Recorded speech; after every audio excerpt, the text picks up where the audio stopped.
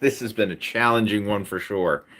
I'm doing this on my phone because I was trying to do our live stream on my computer, but for some reason it wasn't working. I wasn't getting any audio to come through on my computer.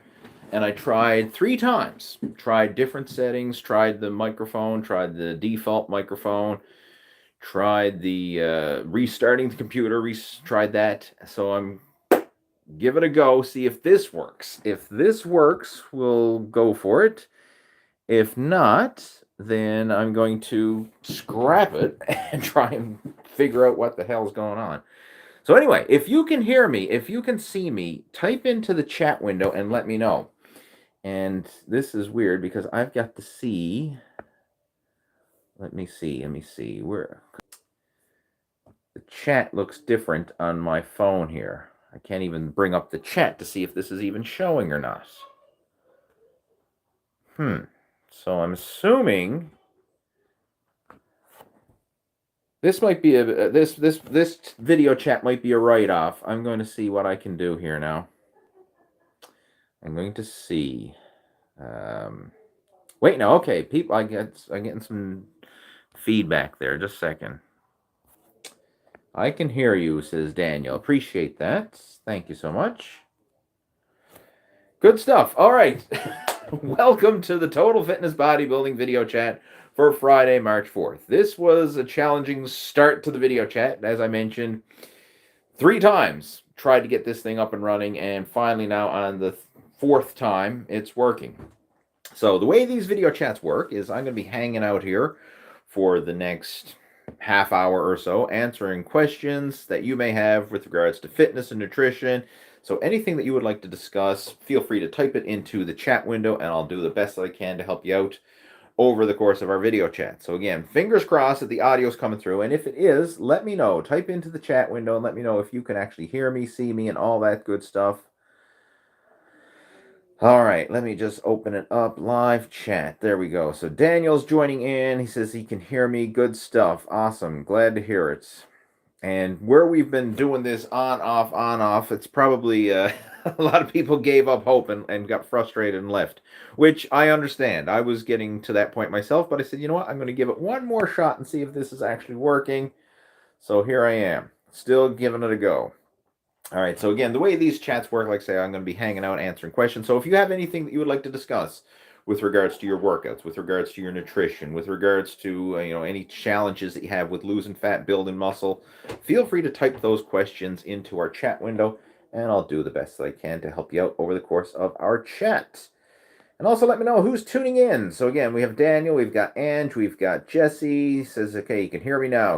Good stuff. And hopefully the audio is coming through okay. I normally do this on my laptop, but for some reason, YouTube on the laptop is not registering with my audio. I don't know if they changed some settings on their end or what, but hey, if it's working on my phone, then we'll do the chat on the phone. So the first question we have coming through here, this one's from Ange. I'm assuming I'm pronouncing that right. This is A-N-G. My dad is 49 years old. His health has always been really good, but ever since he had his first COVID vaccine a year ago, he gets very ill a lot, almost like his immune system is weaker. Why? I don't know. All right, I'm not a doctor. I'm not an expert when it comes to COVID vaccines and immune system issues like that. I would suggest talking to your family doctor. Get your dad to go see his family doctor and see what the heck is going on. Now, it could be just coincidence. I don't know, like he's just getting sick or whatever, but I have no answer to that. I really don't. I wish I did, but I don't. So, again, I'm not a doctor. I'm a fitness and nutrition coach, so you're going to have to talk to your family doctor about that one. Jesse saying, finally able to catch the live stream after what seems like forever. Yeah, well, this was a rough start to this one, as I mentioned earlier. Like, this is my 4th time in a row trying to get this thing up and running, and I had to switch devices because my computer wasn't working, so we're on the backup here. But this is a good lesson, right? Because not everything goes according to plan, right? Like, and this applies to your workouts. This applies to whatever you're doing. Very often, you try something the first time, it's not going to go the way you plan. You try something the second time, it's probably still not going to go the way you plan. Try it third time, might not even go the way you plan. Just keep trying, keep changing your approach, and keep persistent. And as long as you refuse to quit, eventually shit's going to come together. You're going to get it to work one way or another as long as you refuse to quit. And this is a great metaphor to apply to your training, because a lot of times people will try a workout program. Like they might, hey, go on a diet. They'll join the gym and they'll try it for a week or two, and they say, oh, I didn't lose any weight. That didn't work for me, right? Diets don't work for me. Exercise doesn't work for me. I suck. I got poor metabolism. I'm this, I'm that, whatever. And they end up quitting. Well, it's not that it necessarily doesn't work for you. It's maybe that approach didn't work for you, or maybe you just didn't persist long enough to give it time to actually work for you. So keep persisting in what it is that you're doing. And the big take-home message here is, as long as you refuse to quit and you keep pushing forward, eventually you're going to get it to work. Like something's going to click, whether it's, the training, the nutrition, like you will find things that will work as long as you refuse to quit. And that's the only thing that will ultimately lead to you not succeeding when it comes to reaching your fitness and fat loss goals, is you quitting on yourself. Like as long as you don't quit on yourself, your success is virtually inevitable. Now, I'm not saying that you're going to be the best in the world and win the Mr. Olympia or anything along those lines. But I mean, as far as your own personal potential, you can certainly achieve that with, as long as you refuse to quit on yourself and you keep pushing forward. So it's a great little metaphor here. Don't quit. Keep pushing forward. We got Ralph joining in. Welcome, Ralph. We have Sean joining in. Awesome. Okay, what's the best type of row for mass? You know what? When it comes to all these different exercises, there's pros and cons to every exercise. And as far as mass, what's ultimately going to determine if you gain mass is your nutrition. Like if you're in a calorie surplus and you're consuming the right quality of nutrition and you're actually fueling your body, you can gain mass. Like that's the number one thing. Like if you're in a calorie deficit and you're not fueling the machine, it doesn't matter what type of exercises you do. You're not going to grow if you don't fuel properly. So nutrition is hands down the most important thing when it comes to gaining mass. As far as the different exercises, it really depends on what you feel working the best for you. Because one of the biggest problems when it comes to rows, i.e. training the back, is a lot of people have difficulty feeling the back muscles working, getting that mind-muscle connection with the muscle. So if you're kind of going through the motions and you don't feel the contraction, you don't feel it working, even if you're lifting heavy weight, but you don't actually feel the muscles contracting, that's not optimal. You want to get that mind-muscle connection where you can actually feel the targeted muscle that you're training. You want to feel it pump. You want to feel it stretch and contract with each repetition. So this may vary from individual to individual. Like some people may like a barbell row. Some people may like a dumbbell row. Some people may like a cable row. Some people may like some sort of row machine. It really depends on the individual. Now, my personal preference is I like all the different row variations, and I will change them up. So I don't necessarily have a favorite. I will vary them from workout to workout. And this is the way that I usually go about my training these days, is I like to do total body workouts. And I've actually posted some playlists showing some of the sample total body workouts that I do, where I usually pick one exercise for each major muscle group per workout. And I'll do like a total body routine, hitting one exercise per muscle group. And then the next time I train, I'll pick a different exercise and hit each muscle group with a different exercise. And by going through this, it allows me to have the benefits of total body workouts where I'm hitting all my major muscle groups frequently. I get a lot of training variety because I'm switching up the exercises. And I also get the benefit of not getting that delayed onset muscle soreness or the aches and pains in the joints, tendons, and ligaments where you do a lot of repetitive strain. For example, like if you have a chest day or back day or leg day or shoulder day or whatever, and you go in there and you just annihilate that one body part, very often you'll end up getting really sore in that one muscle group. And it can also lead to a lot of repetitive strain on the joints, tendons, and ligaments. Now, as you get older, you have to be more respectful of your body and your joints, tendons, and ligaments. And one of the ways that I found to work around that is by doing total body workouts. So instead of going in there and just blasting the crap out of one body part, like say doing 20 sets for a single muscle group, now I'll just do total body. So I'll space it out. So I'll do a little bit for all my major muscle groups, and I don't get that painful muscle soreness, or I don't get that repetitive movement strain, because I'm just doing a little bit, allow the body to recover, do a little bit, allow the body to recover.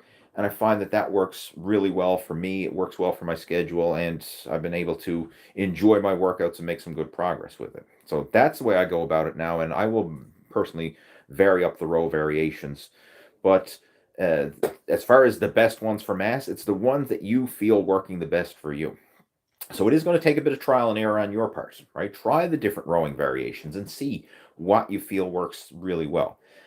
In my personal case, some that I really find I get a good contraction and I think that are really effective, I'm a big fan of the chest supported rows, like a T-bar row or some sort of chest supported row.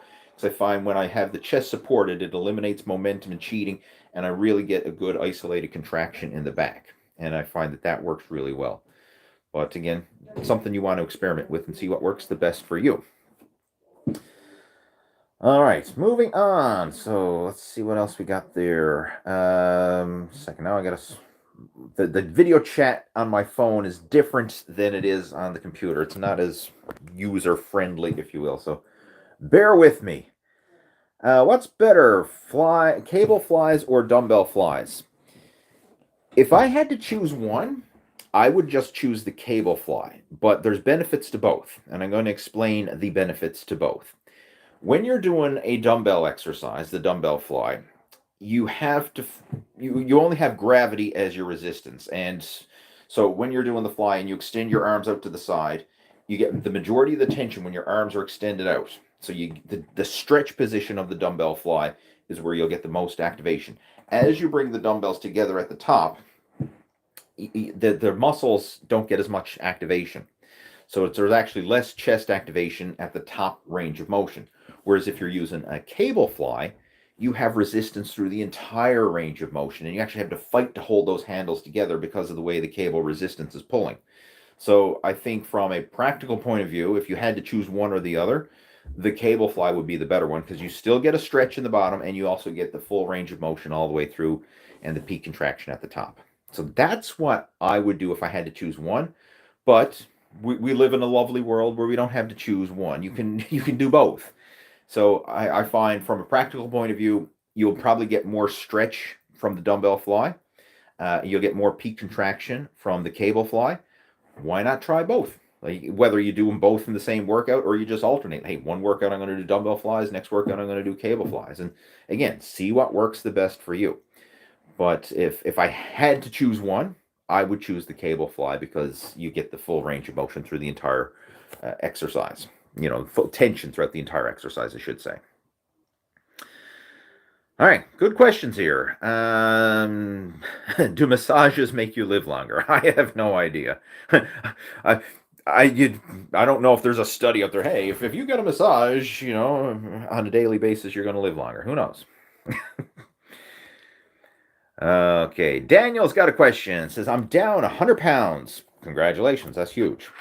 Down 100 pounds from following the keto diet. Just throwing it out there for anyone suffering on losing weight. Went from 333 to 231. That's impressive progress. I mean, congratulations on you. I mean, regardless of how you do it when it comes to fat loss, losing 100 pounds is a huge accomplishment. So again, I tip my hat to you. That's quite impressive. Thanks for sharing. All right.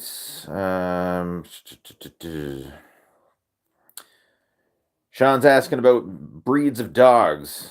He says his girlfriend wants a Doberman. He wants a German Shepherd. Which breed do you like better? I've never had either one, so I can't really comment. The last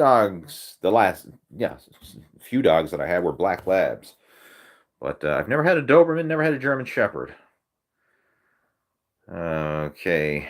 Andrew has got a question. Hello from the gym in sunny New Zealand. And hello from snowy Newfoundland. We had a dump of snow this morning. My pre-workout before I went to the gym today was shoveling the driveway. So I got an outdoor workout as well as an indoor workout today.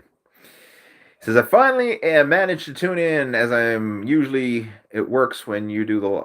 I finally managed to tune in as I'm usually at work when you do the live stream. Well, welcome, Andrew. Glad to have you joining in for the live video chat. Always nice to have new people tuning in live. I'm sure you probably catch the replays from time to time, but it's extra special when you can tune in live. I don't know. You can participate in the chat.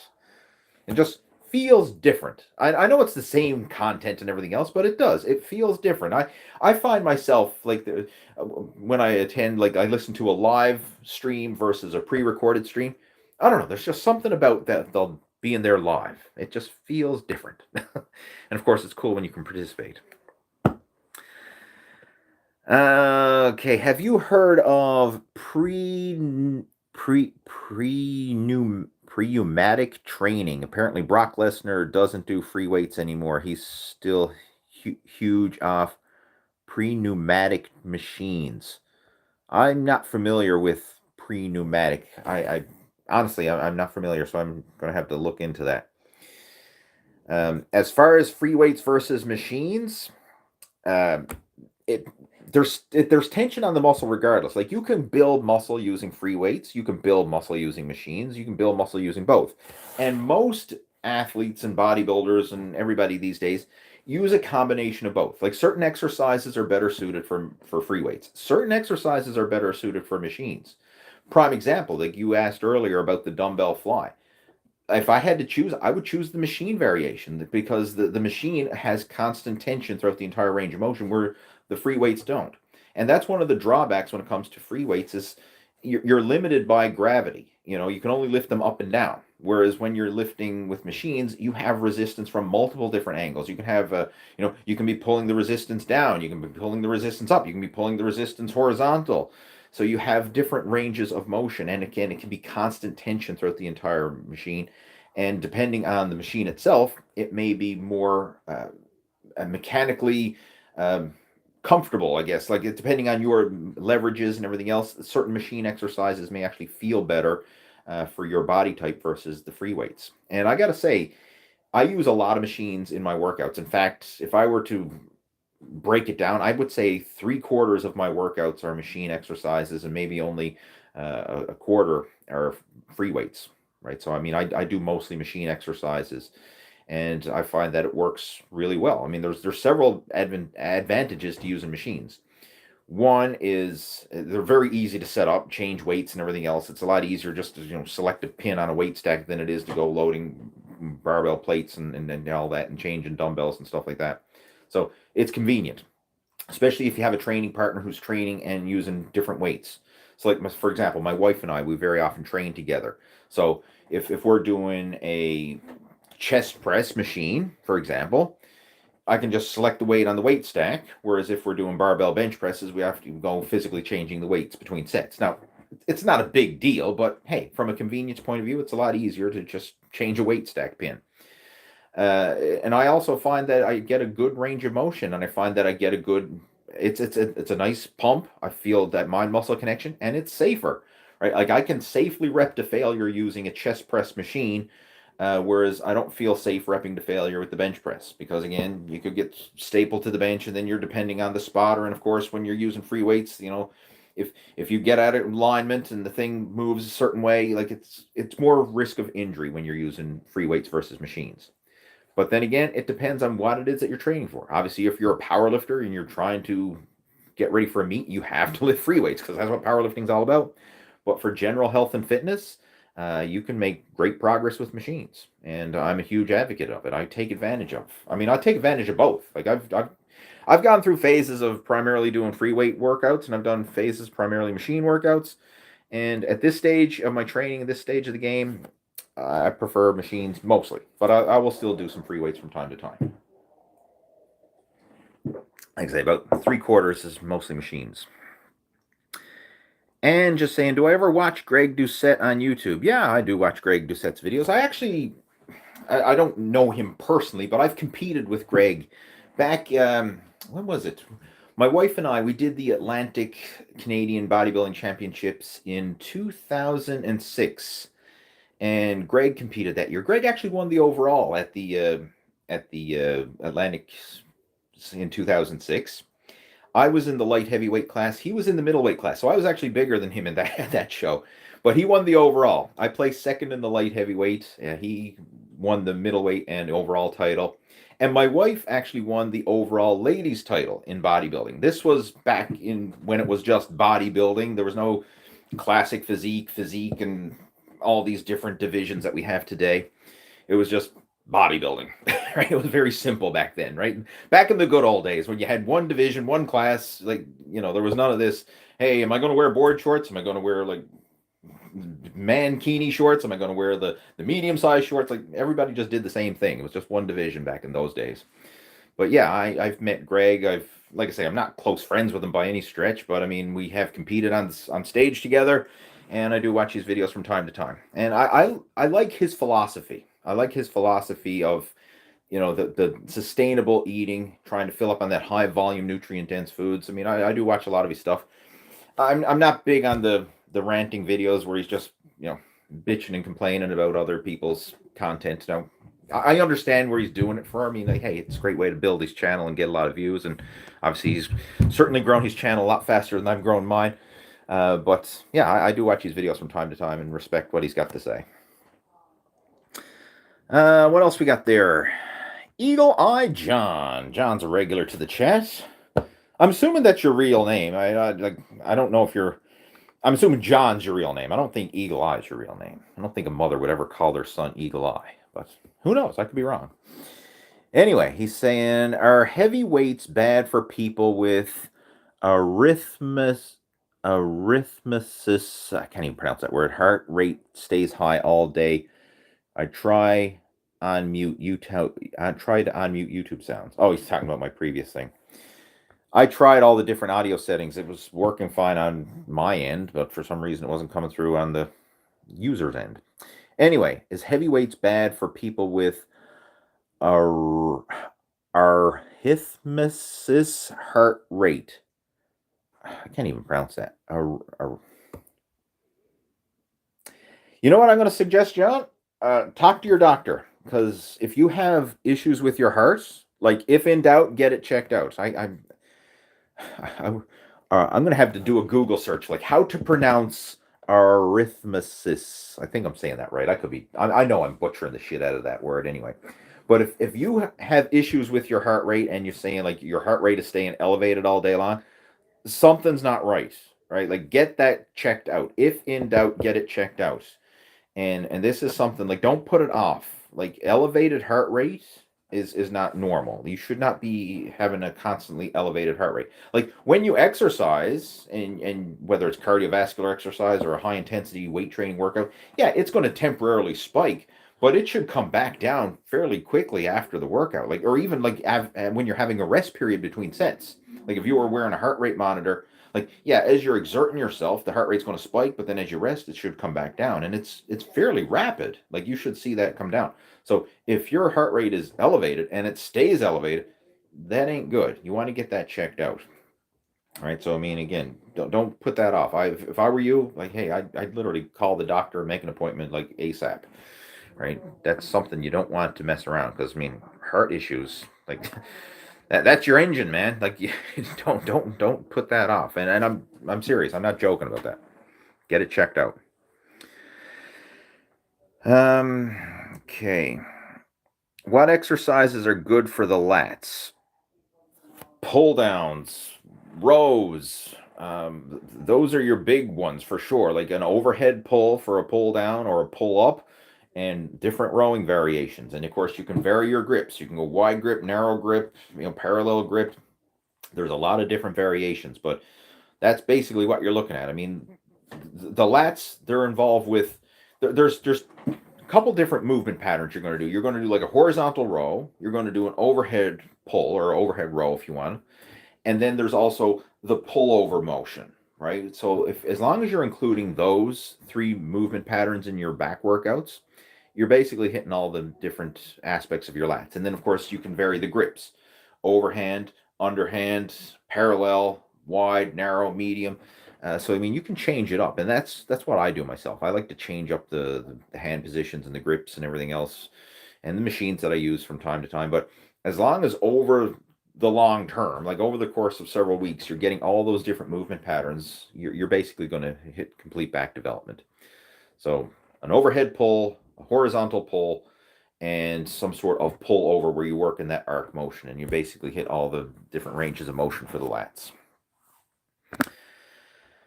Okay, what else? And for all these workouts, like you can go in on my YouTube channel and go through the playlists because I've got sections in there like showing back workouts and chest workouts and leg workouts and all these different workouts and showing sample exercises and the full routine. Like it's literally you can follow along with some of them. So if you have questions about the actual workouts themselves, go check out some of the playlists. I mean, granted, some of the videos are old, you know, 'cause, I mean, I've been doing YouTube since 2006, but you know what? The exercises that worked in 2006 still work today, right? Like our body hasn't evolved to the point where, you know, the exercises that worked to build muscle, you know, 10, 15 years ago don't work today, right? Even look at the guys in the pumping iron days back in the 60s and 70s. I mean those had most of those guys had physiques that we would envy today. And so the same shit that worked back then still works today. I remember a while back I was posting what was I was making a video or comments or something. I can't remember what it was, but somebody, you know, some young snot was replying to the comment and saying, "Oh, that advice is so 2010." And I'm like, what the frig are you talking about? Like when it comes to diet and exercise and everything else, like if it worked in 2010, it's still going to work in 2022, right? I mean, look at the bodybuilders and the physiques that people had in 2010. I mean, it's like the human body has not evolved to the point where, okay, if it worked back then, it's not going to work today, right? I'm not saying that there hasn't been advancements in, you know, exercise and nutrition, but like the principles stay the same, right? Diet and exercise does not change. All right, where else are we to? I'm losing my place here. I'm going off on a rant. Ange says, I've been lifting weights since last August, not really gained much muscle. I believe it was because my calories were too low, suffering with low testosterone, also due to cutting calories, I believe. That could very well be. And when it comes to building muscle, there's three big elements that you need to focus on. One is obviously training and progressive overload. So providing stimulus and stress to give your body a reason to grow bigger and stronger, right? That's what you need to do. Then you need to follow that up with proper nutrition. You need to fuel it, give your body the protein, the calories, and the nourishment it needs to actually build new muscle tissue. And then third, you need adequate rest and recovery, right? And if you shortchange any of those elements, whether you're not providing enough stimulation, you're not providing enough nourishment, or you're not getting enough rest and recovery, you're going to shortchange your progress. So all three of those need to be in place, and that's absolutely critical. And very often, if you're not making progress, it's usually one or a combination of all three of those things, right? I mean, and very often, if we fix those problems, you'll start making progress. So you got to look at the bigger picture. Like, where is it you're going wrong? And obviously, you've already addressed it yourself. You think your calories were too low, and the nutrition was the weak link, so to speak. And that is huge. And the big one that you really want to focus on, one, obviously getting enough protein. This is a big one for a lot of people. Even people who know better, I still see this over and over again. Like with my personal coaching students, people who are going through the Muscle After 40 Blueprint program and who've been working out for years, when we actually start getting down to the nitty-gritty details and tracking their nutrition, like a lot of them are using MyFitnessPal or they're just logging it through our custom coaching app that we have for tracking their nutrition, and I see exactly what they eat. And I'm not talking about newbies. Like I'm talking about people who've probably been working out on and off for 20 plus years. And they think they know it all because they've been doing it so long, but they kind of get lax with the basics a lot of times. And when we actually start seeing exactly what they're eating, many of them are way short of even just hitting a gram of protein per pound of lean mass per day. Like I know one guy in particular, I'm not going to mention his name, but like he's a big guy. He's 250 pounds and he's trying to trim down a little bit. But like he's barely getting 150 grams of protein and he's over 250 pounds body weight. Now, ideally, you want to shoot for about a gram of protein per pound of ideal body weight. That's a good benchmark to shoot for. So like whatever your goal is, let's say you want to be 200 pounds. Well, make darn sure that you're eating 200 grams of protein per day. That will cover your bases. 1 gram of protein per pound of your ideal body weight, your ideal goal body weight. And of course, set a realistic goal. Like don't say, oh, I'm 150 pounds and I want to be a 300-pound ripped jack bodybuilder. Well, okay, like that's not realistic, at least not realistic in the short term. Like set a realistic goal in the short term. Like where do you want to be within a few months from now or something like that? So for example, for someone who's trying to build muscle and get bigger, then a little bit more, than a gram per pound of body weight. So like, let's say if you want to put on 10 pounds of lean muscle, then have your body weight plus 10, right? That would be a good number to shoot for. Or if you're overweight and you're trying to trim down, like say you're 250 pounds and you want to lose 50 pounds of body fat, then shoot for 200 grams of protein. Like shoot for your gram of protein per pound of your ideal body weight per day, and that will put you in the ballpark, right? That's a good starting point. Now, of course, once you start that, then you can manipulate it according to based on how your body responds, but start with that. That's kind of like, getting you in the ballpark, and then we can tweak it as we go. But this is a big one. I see a lot of people, even people who know better, are coming short on protein intake very often. And another one too, that is especially for gaining muscle, make sure that you're consuming adequate carbohydrates, because carbohydrates is that your high octane fuel source. And a lot of people are carbophobes these days. Like they're afraid to consume carbs because they think, oh, carbs are going to make me fat and this and that. Carbs are what fuels your workouts. Like carbs are the energy. When you have carbohydrates, it helps to pull water and glycogen and into the muscle cells. That's what gives you the full pumped muscle feeling. That's what gives you strength and energy in the gym. If you're on a low carb diet, it's like you let the air out of the balloon. Like your muscles feel deflated. They feel weak. You're not going to have the strength. And you need to have adequate carbohydrates in there if you're trying to build muscle for sure. Even if you're trying to burn body fat, you still want to have adequate carbs there, but just keep the calories in check. But yeah, I mean, if you want some help with this, feel free to reach out to me. Like I can point you in the right direction. I've got some different programs and stuff that we could discuss, to get you moving in the right direction, help optimizing that nutrition and getting you maximizing your lean muscle gains. We have a chicken dealer.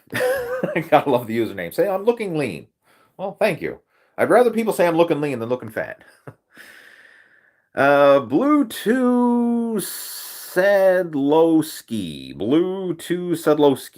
Predictions for the Arnold Classic. I gotta be totally honest. I'm not following it. I have no idea. I don't even know who's competing. Right? I know that sounds bad, but like I'm not a big fan of competitive bodybuilding anymore. I really don't follow it like I used to when I was younger. Right? I'm more into the application of a bodybuilding lifestyle, not so much the sport. I've gotten out of it. I know some people are going to look at me and, oh, that's a shame or whatever, but it's true. And quite honestly, I'm not a big sports fan in general. I'm really not. Like I don't sit around watching sports on the tube. I participate in sports for myself. So like I go to the gym and I ride my bike and I'll do that. I mean, I'll stay active for myself, but I'm not a huge sports fan. I'm really not. I'm not one to be sitting around on the sofa on a Sunday afternoon watching sports. That's just not who I am.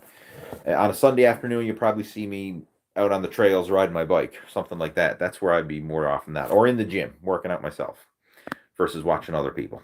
So I don't have any predictions for the Arnold Classic. Somebody's going to win, somebody's going to lose, and somebody's going to get a trophy.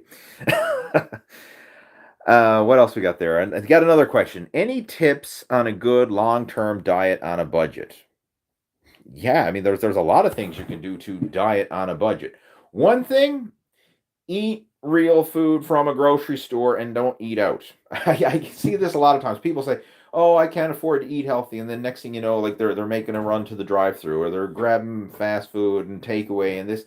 Like, restaurant food is way the heck more expensive than buying food at a grocery store and preparing it on your own. So make your own food. Don't be eating out. That's number one, because that's like the biggest food expense right there is eating out in restaurants.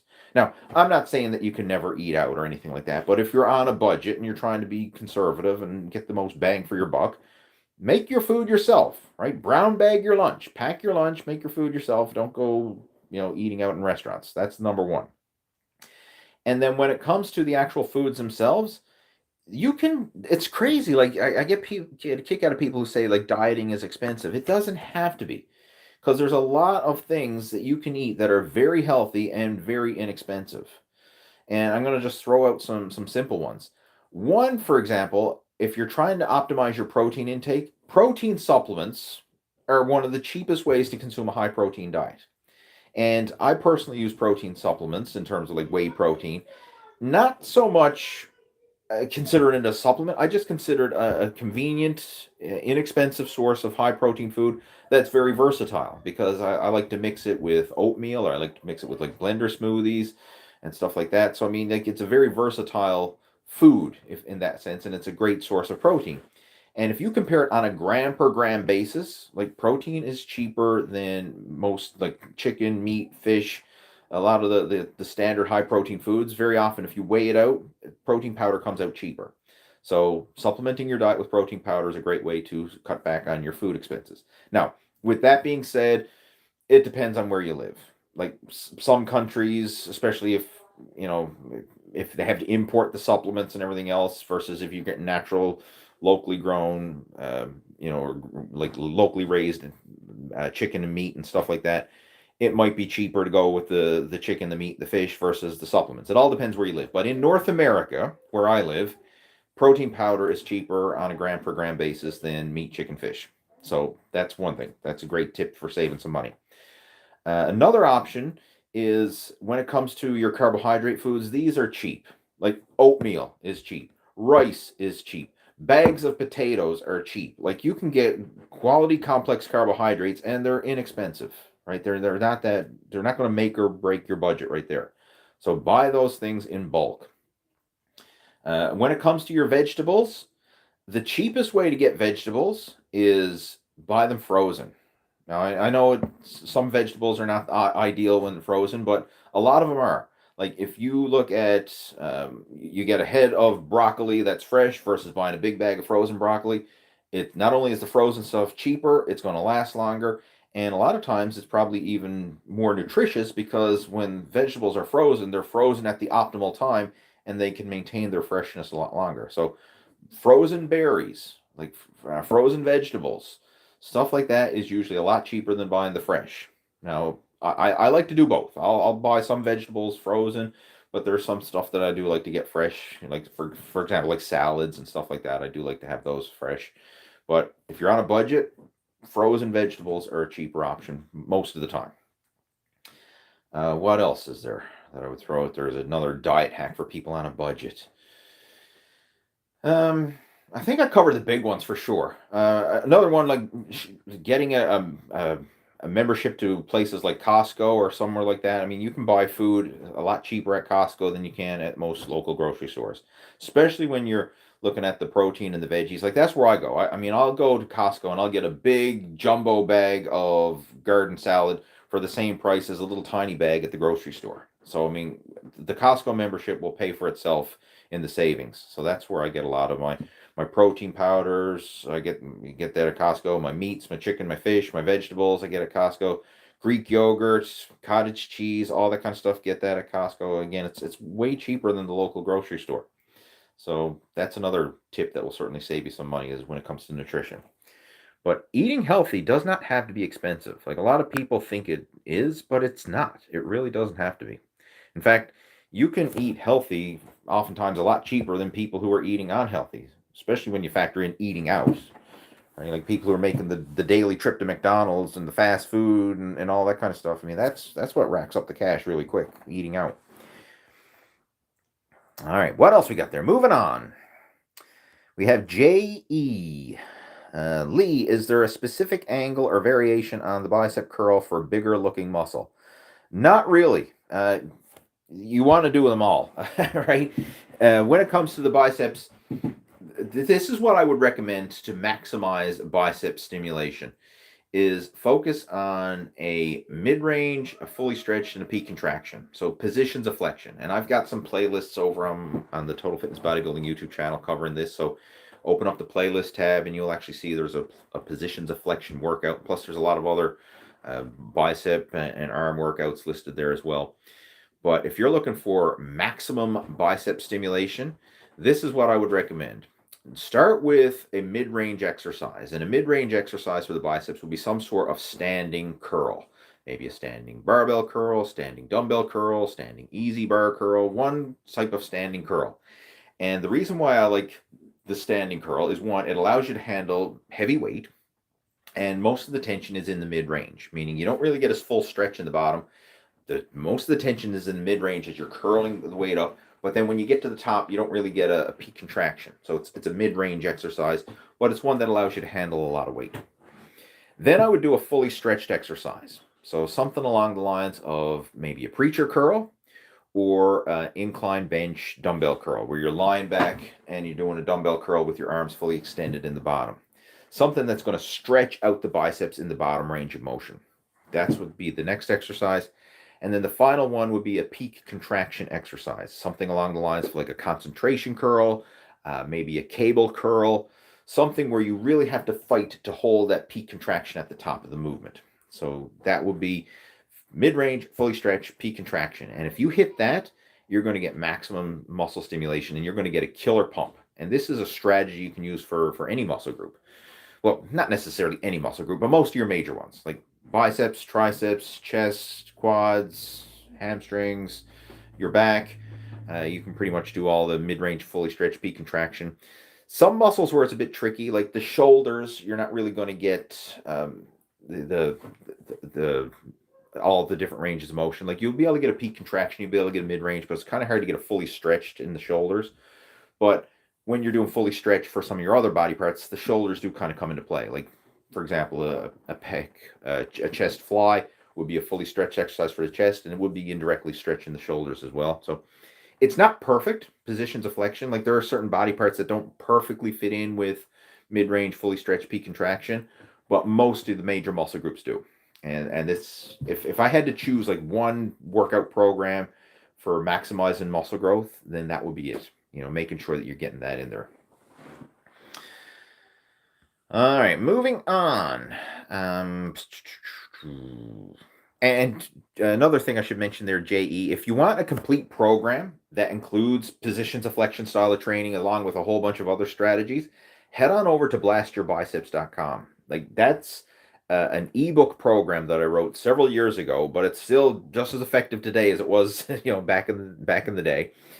And it's a mass building arm specialization training program. It's called blastyourbiceps.com, right? Head on over there and you can download a copy of that PDF. And it's a full training system, not just for biceps, but it's about getting bigger and stronger all over, with emphasis on prioritizing the arms, biceps and triceps. But I like calling it Blast Your Biceps because I like the alliteration, But it is an arm specialization, so biceps and triceps.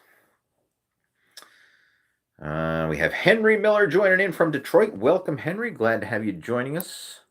We have TD Productions joining in. Welcome. We've got Lee Dunnigan joining in. Lee's a regular to the chats. Welcome, Lee. He says, I competed in my first full strongman competition 2 weeks ago, and I did all 6 events. Absolutely loved it. I used loads of your workout and nutritional advice over the years to help me. Thank you. Way to go, Lee. That's respectable.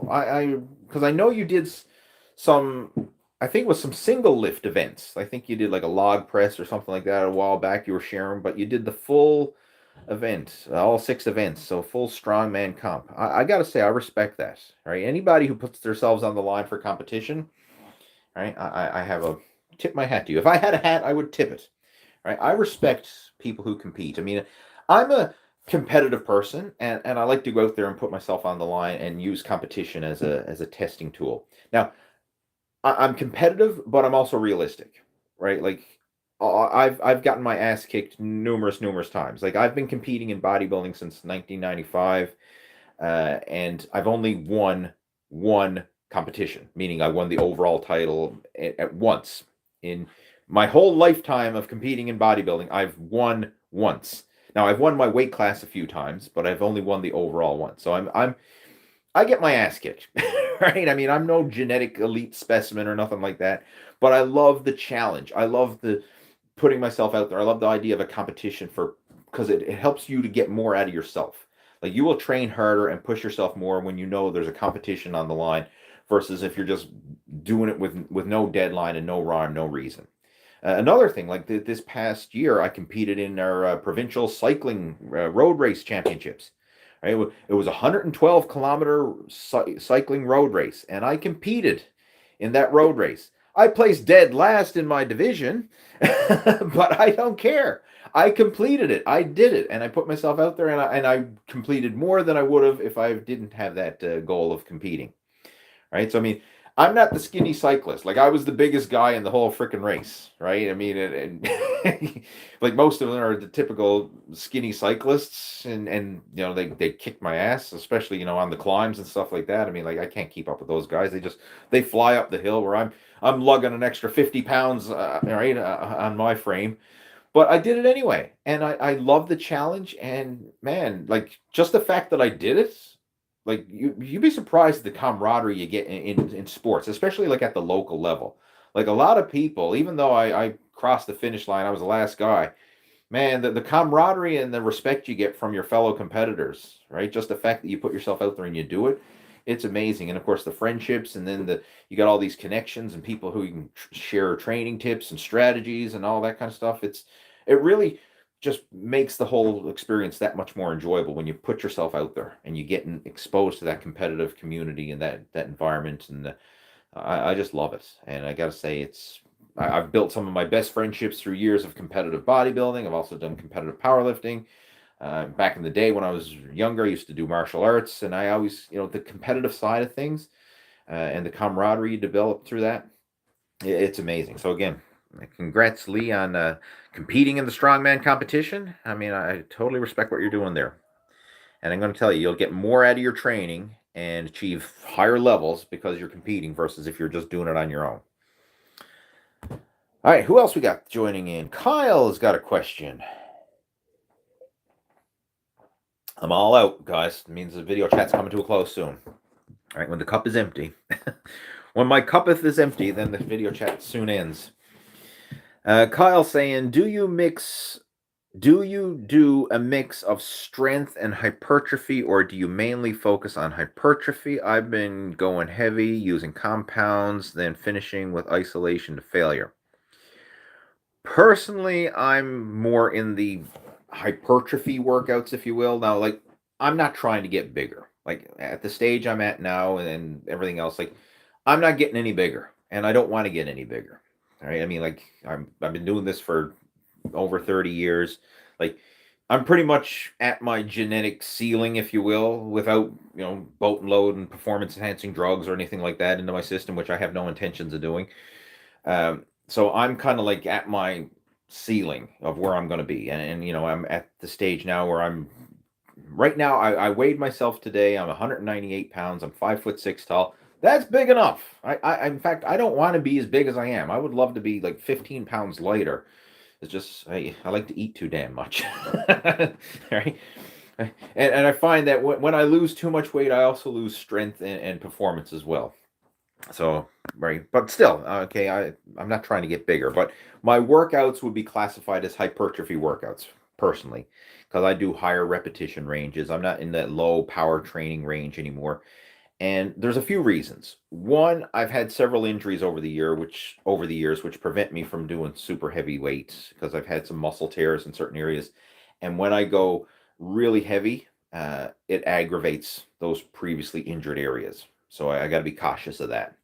So I do more lighter weights, higher volume, more time under tension, focusing on the quality of the movement and not just simply moving weight. That's what I focus on because I'm in this for the long haul. It's all about injury prevention and enjoying the process and being healthy and mobile. I don't want to re-injure myself because when it comes to your workouts, the only thing that's going to slow you down is an injury. That's it. Now, as far as what you're doing, you're saying you're focusing mainly on you do heavy compounds and then you finish off with isolation. That's perfect. Like that's mostly like a standard bodybuilding program. Some people refer to it as power bodybuilding. Like your big compound lifts, like your bench presses and your rows and your squats and your deadlifts and all those. Yeah, those are moves that you can use for heavier weights and lower repetitions and kind of push yourself more in the strength and power phase. But then when it comes to the isolation moves, they work better for higher repetitions and more time under tension. Like nobody's going to do like, hey, what's your 1 rep max dumbbell fly? Or what's your 1 rep max leg extension? Or your 1 rep max, well, whatever. Like nobody does 1 rep maxes or anything like that for isolation exercises, or at least they shouldn't. I know there's probably some people who do. But those are exercises you want to focus on pumping the muscle, higher volume, time under tension, and not just simply trying to move weight for the sake of more weight. Right? That's something you want to feel the muscle and get that mind muscle connection. So what you're doing sounds pretty good. I mean, that's basically what I used to do back in my earlier days when I was competing. Heavier with the compound lifts, and then really focus on that mind muscle connection with the isolation work. All right. Ange saying, I'm only working out at home using a bench press and dumbbells. Can you get big doing this? You know what? Anything is better than nothing. You can still make progress with just a basic bench press and free weights. Is it ideal? No. I mean, you could certainly make that better if you were training at a well-equipped gym and you had, multiple pieces of equipment to hit all the major muscle groups. But you can still train all your body with free weights and body weight exercises. What I would recommend if you're looking for a cost effective add-on, get yourself a set of adjustable tension resistance bands. One that I recommend and use, Body Elastic Bands. Just type in bodyelasticbands.com and you can order them online.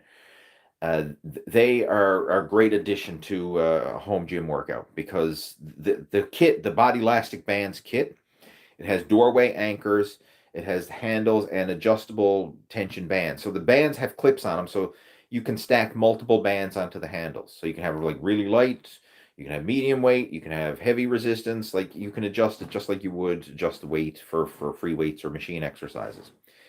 But by having the resistance bands, this is going to duplicate a lot of the stuff that you can't do with free weights. Because again, with free weights, you're limited with just lifting the weights up and down under the force of gravity. Whereas when you're using resistance bands, you have tension in all different ranges of motion. So you can duplicate cable pulley exercises with that. So you can do lat pull downs with resistance bands. You can do tricep press downs with resistance bands.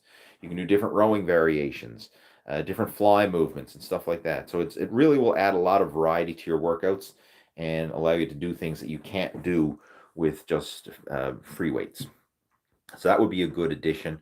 But the best would be to have a gym membership along with your home gym. This is what I have myself. Like I've got a proper home gym set up with a power rack and free weights and some cable pulleys and leg extension, leg curl and all that. So I've got a proper home gym in my basement, but I still go to the public gym. And I like to have both because sometimes if I'm extra busy or there's a COVID lockdown or whatever, and I can't get to the gym, then I got a backup. I got a good home gym that I can work out at.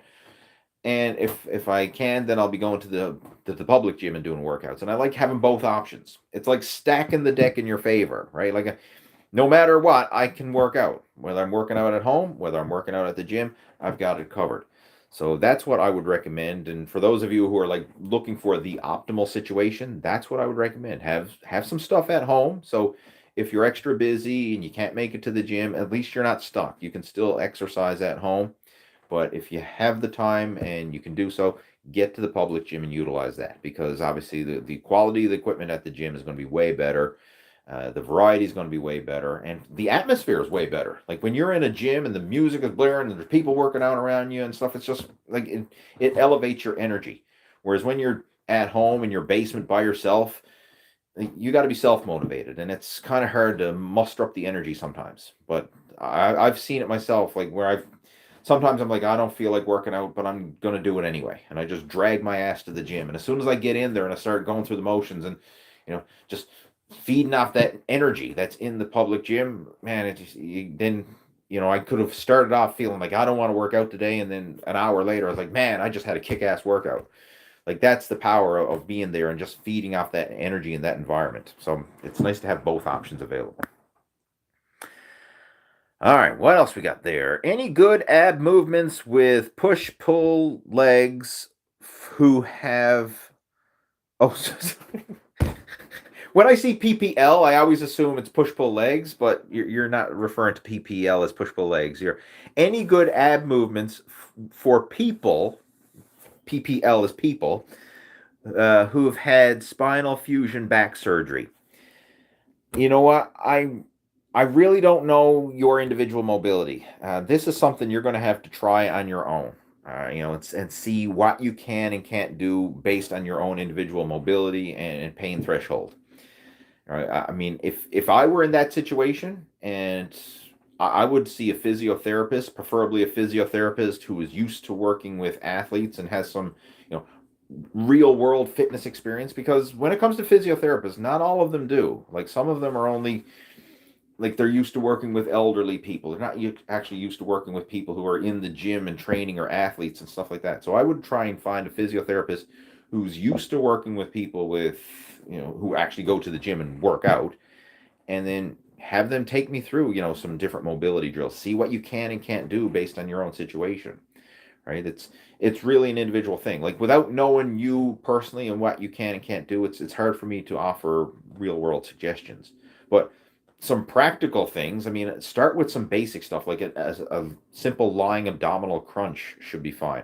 Or maybe, if you have some sort of abdominal machines at your gym, especially if it has like a back support, then that should be fine.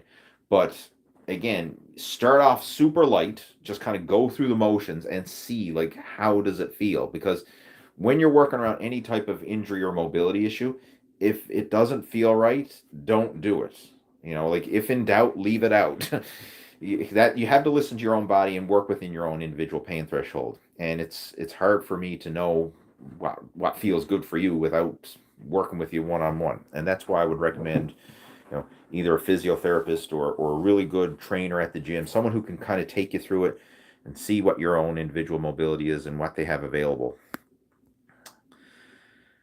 Okay, greetings from Italy. You're the best. Well, I can't pronounce your name because it's not in English, but thank you for sharing your comments. Much appreciated. We have Wellesley Drummonds.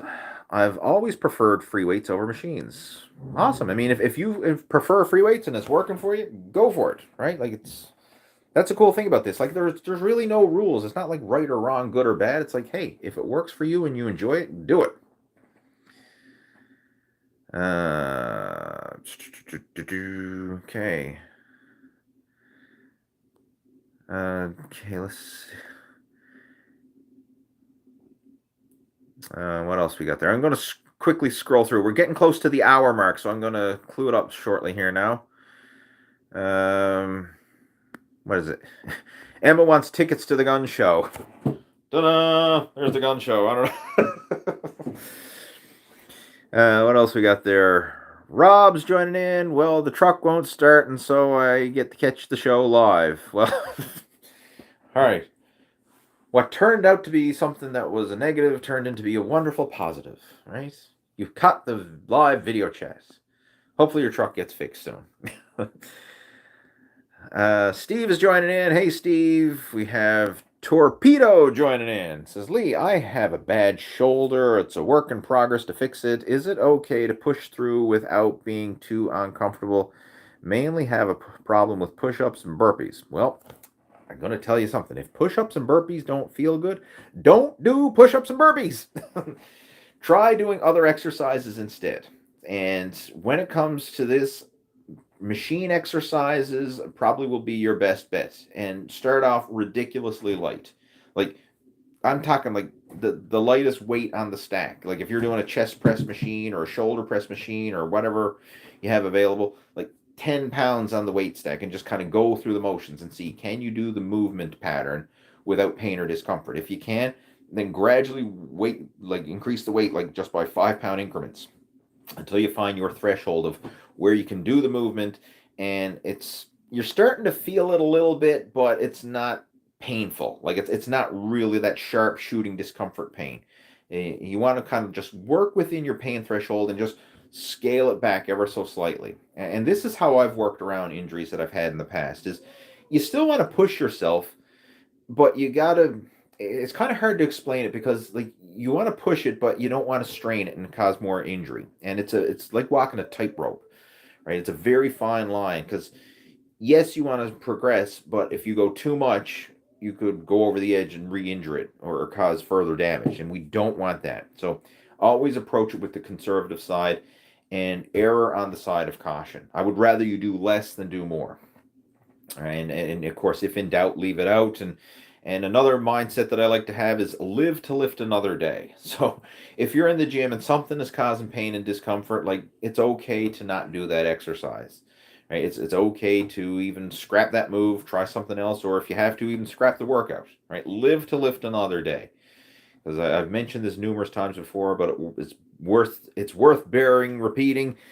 If you get injured, that's the only thing that will slow your progress down. Like if you skip a workout, big deal. You can always work out the next day. If you do an easy workout, like you go in there and you're really lazy and you half-ass and you're lifting light weights and you stop short of failure and you're texting on your phone in between sets, who gives a shit? You can still go back and train hard the next day. Like an easy workout's not going to set you back. If you cheat on your diet, that's really not going to set you back too much because you can always clean it up and get back on track for your next meal or the next day. But if you go into the gym and you push too hard, do too much too soon, and you pull something, you injure yourself, whether you joint injury or tear a muscle, tendon, or ligament or something like that, you get injured, you're not bouncing back the next day, right? Like that's the only thing that can really set you back. And depending on the degree of the injury, it might be a little minor setback of, hey, maybe you're only set back a couple weeks. It might be, longer. It might be set back a few months. It could be a year or more. And in some cases, you may never fully recover. Like I've got injuries that I've had from over 10 years ago that are still limiting me today, preventing me from pushing myself to the same degree that I used to. So sometimes you will never fully recover, especially if it's a serious tear. Like muscle, tendon, ligament tears, like those things can haunt you for forever. So you got to be careful when it comes to injuries, right? So that's my number one piece of advice right there. Like if anything you get from this video chat, like respect your body and do whatever you can to avoid injuries, like proper warm-ups, lifting within your means, and if something doesn't feel right, don't do it. All right, what else we got there? Ever overcome a back injury you thought was chronic? Well, what do you mean by that? I've had muscle tears in my back, in my lat area that I've had before, and that's the one that I'm referring to. That still haunts me today. I did that over 10 years ago. In fact, I did that in 2008, and it still limits my training today. Like I can't push myself as heavy as I used to with back training. So, yeah, it's just something that I got to deal with. But usually when people are referring to back injury, it's probably like lower back, spinal, something along those lines, or maybe herniated discs. Thankfully, I've never had any of those, but I have had a muscle tear in my lat. That's really, been a nagging injury or a nagging nuisance, right? Because I can't, like for example, I can't pull heavy deadlifts anymore. Like if I try and pull heavy deadlifts, like if I get up to 300 pounds in a deadlift, like I feel that strain and it's going to pull. So like I can't do that anymore. Like back in the day, my personal best deadlifts, I used to pull over 500 pounds. I think my PR is 530 for a deadlift. I can't, like now, if I pull 315, I'm risking re-injuring it again. So I keep the weight really light. I don't pull heavy weight anymore. I can't because of the way the muscle was torn in the past. So yeah, it's hindered my training for sure. Lee, have you ever thought of doing a podcast? I certainly have. And this is kind of like a podcast in a way. It's something, what, it's definitely in the back of my mind for sure. I just really would like to link up with someone who could take care of the technical side of things, because obviously it's a mental block on my part. I'll be totally transparent here. I've never done a podcast before. I'm not sure of the technical side of setting it all up. And right now, with the way my business is and my coaching students and everything else, it's just like this one more thing that I don't really have time to do at this stage. But if I linked up with somebody who could handle the technical side, like I could do the yapping side, like I got the power of the gab right here. I could do the talking, but if someone else could take the technical and take that recording and take it and publish it and upload it and share it and edit it down for podcasting, I mean, I really I'm brain dead. I've never done it. I know if I spent the time to learn it and everything else, I could figure it all out. But it's just one of those things I haven't done because with the way it is with my Muscle After 40 coaching program and the coaching students I have, like that's literally taken up all my time at the moment. So the thought of adding another piece, it's like taking on another job, another second job, if you will, and it's it's something I would love to do, but I just haven't done it yet. But who knows? I might find somebody who can take care of that, and there may be a podcast in the future. I mean, even like these video chats I'm doing, like someone could chop this up and make it into a podcast, I'm sure, right? Someone who has the technical knowledge to do that. All right, there's still a bunch of video chat questions coming through. I'm going to clue it up shortly because we are gone over an hour. And I've been late starting, so this was an extra long podcast. All right. Oh, we have City Ganesh. I think that's how I pronounce your name. Sponsored the chat. Thank you so much for that. He says, when is intra supplement necessary? I think you mean like intra workout supplementation. And honestly, you could do it anytime. You really, like, I take intra workout supplements in the form of essential amino acids for virtually every workout. Now, how important that is really depends on, one, how hard you're pushing yourself in the gym. It depends on the intensity and the duration of the workout, the type of workout. So I'll give you some examples. For just your general weight training workout, something that's going to take, say, an hour-ish, essential amino acids will be fine. Like if you have a pre-workout meal about an hour or so before you hit the gym, having some essential amino acids during the workout itself would be adequate. And the benefits of the essential amino acids is that it's broken down and it's rapidly absorbed by the body. So to give you an analogy or to kind of comparisons here, if you eat protein, like let's just say you eat a chicken breast, like that could take several hours for that to be broken down into the amino acids and actually be utilized by the body. So it's not like you eat the chicken and your body can utilize it right away. Even if you drink a protein shake, it still takes time for that to be broken down and digested. Now it's faster than chicken because protein shakes, like a whey protein, is more broken down than chicken breast. So it's easier and faster to absorb, but it's still not as fast as amino acids. Amino acids are already in their most basic element, their most simplest form, so the body can digest them and utilize them very rapidly. Like within 20 minutes of consuming amino acid supplements, your body can actually utilize those amino acids. So you can utilize it during the workout itself. So what I do is I get my water bottle, I mix in a scoop of amino acid powder with it.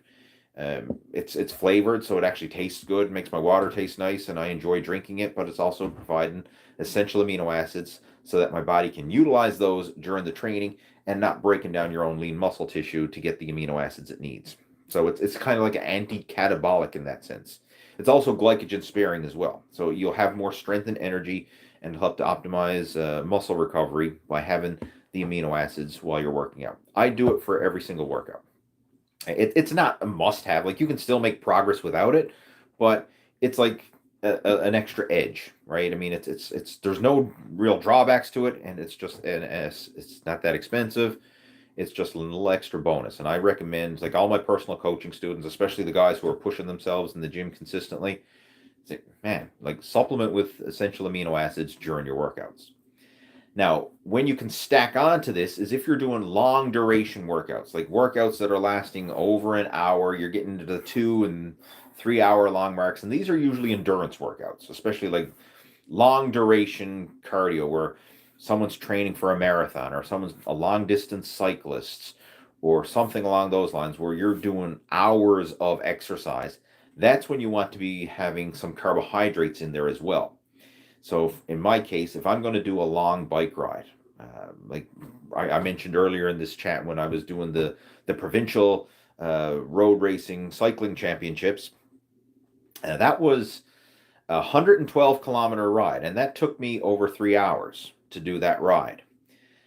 During that ride, I was consuming an amino acid and carbohydrate mix in my water bottle. So I had 2 liters of drink. I had big liter water bottles on my bike, and I drank 2 of them. I wish I had even more because that wasn't enough. I was still dehydrated by the time I finished it. If I do it again, I'll figure out a way to take even more water on board.